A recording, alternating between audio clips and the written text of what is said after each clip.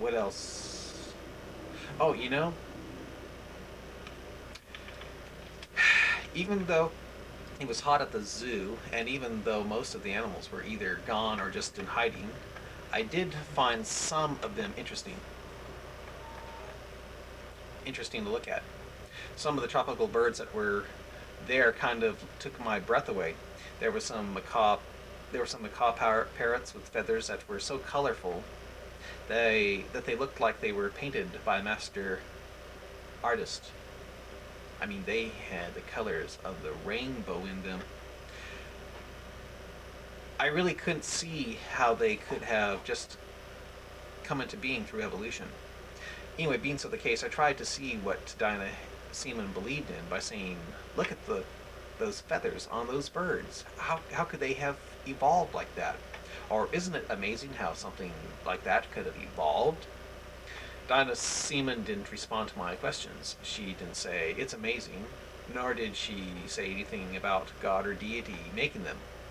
So, I still don't know what she believes in. Anyway, those birds' coloring was astounding. There were toucan-like birds there with banana-shaped bills that looked like bananas, being that they were yellow. But the amazing thing about them was the color of their faces. They were a mixture of orange and, well, I can't remember, but it was such an incredibly beautiful and pretty pattern and design that, man, it almost brings tears to my eyes just thinking about them. Because, well, I really couldn't see how those colors could have come about by accident.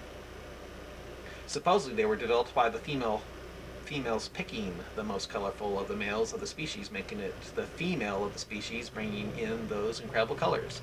Still, I just couldn't see how it could have happened like that.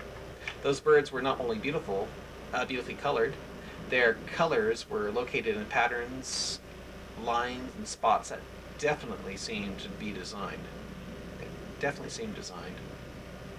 The thing that seemed to make me think that that evolution was false today was that if these female birds could make their male mates so beautiful in their species, how come the chimpanzee males couldn't have done the same with their female mates?